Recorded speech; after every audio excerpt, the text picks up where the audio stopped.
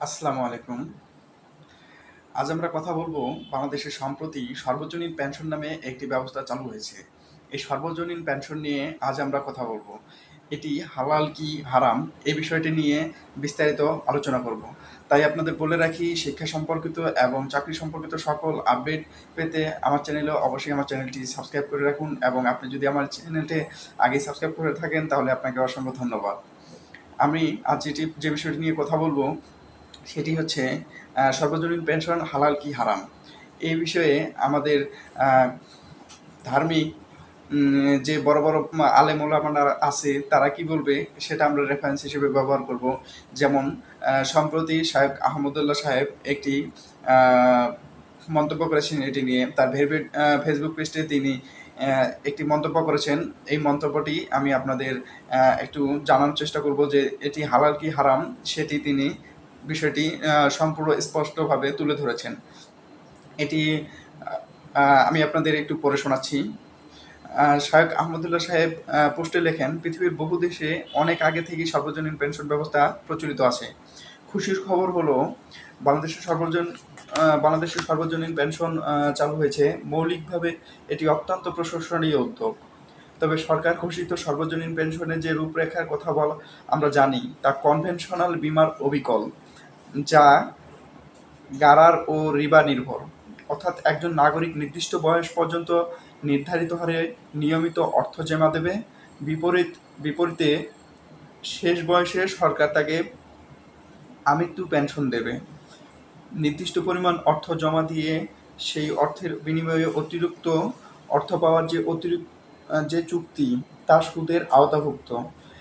তিনি এই বিষয়টি স্পষ্টভাবে তুলে ধরেছেন যে নির্দিষ্ট পরিমাণ অর্থ জমা দিয়ে সেই অর্থের বিনিময়ে অতিরিক্ত অর্থ পাওয়ার যে উপায় তা হচ্ছে রিবা বা সুদের আওতায় পড়ে। এই কারণ এ দেশের বেশিরভাগ মুসলমান সুদকে অপছন্দ করে। এই কারণে কনভেনশনাল ব্যাংকগুলোর তুলনায় ইসলামিক ব্যাংকগুলো জনকের গ্রাহকদের ভিড় বেশি থাকে। এছাড়া কনভেনশনাল ব্যাংকগুলো গ্রাহক চাহিদার কারণে ইসলামিক উইং খুলতে বাধ্য হচ্ছে। এমত অবস্থায় আমরা মনে করি সাধারণ স্কিমের পাশাপাশি সুদমুক্ত একটা স্কিমও চালু করা উচিত, যাতে দেশের সংখ্যাগরিষ্ঠ মানুষের আশা আকাঙ্ক্ষার প্রতিফলন ঘটে। আহমদুল্লাহ সাহেব আরও বলেন, সুদমুক্ত স্কিম চালু করা মোটেও কঠিন বিষয় নয়। সরকার আন্তরিকভাবে উদ্যোগ নিলে এটি সম্ভব। সহায়তা চাওয়া হলে বিজ্ঞ ওলামায়ে কেরাম ও বিষয়ে সহায়তা করবেন বলে আমি বিশ্বাস করি।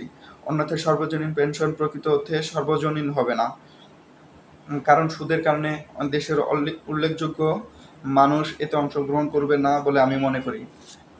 আপনারা এর মধ্যে শুনলেন যে আহমদুল্লাহ সাহেব কি বলেছেন, যে নির্দিষ্ট পরিমাণ অর্থ জমা রেখে তার থেকে অতিরিক্ত টাকা নেওয়া হচ্ছে সুদের আওতাভুক্ত।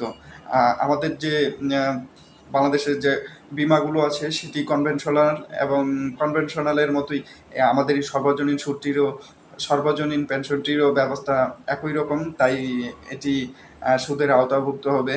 তিনি বাংলাদেশ সরকারের কাছে সেটি আবেদন করেছেন যে সুদমুক্ত করার জন্য। সুদমুক্ত করলে বাংলাদেশের অধিকাংশ লোকজন এই আহ, আহ, সুদমুক্ত করলেও বাংলাদেশের অধিকাংশ লোকজন এই যে সর্বজনীন পেনশন সেতে আওতাভুক্ত হবে, এবং এর সংখ্যা দিন দিন বৃদ্ধি পাবে বলে তিনি এটি আশঙ্কা করেছেন।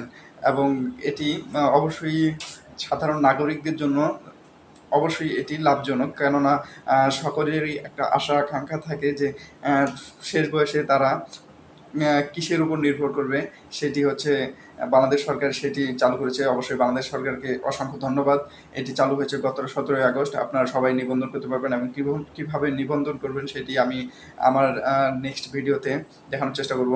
আপনাদের আবার বলে রাখি, শিক্ষা সম্পর্কিত এবং সর্বশেষ চাকরির আপডেটগুলো আমার চ্যানেলটিতে পেতে অবশ্যই আমার চ্যানেলটি সাবস্ক্রাইব করে রাখুন, এবং আমার ভিডিও ডিসক্রিপশন বক্সে এবং পিন কমেন্টে একটি মেসেঞ্জার লিঙ্ক দেওয়া আছে মেসেঞ্জার গ্রুপের। সেখানে আপনারা যুক্ত হলে সর্বশেষ আপডেটগুলো পেয়ে যাবেন।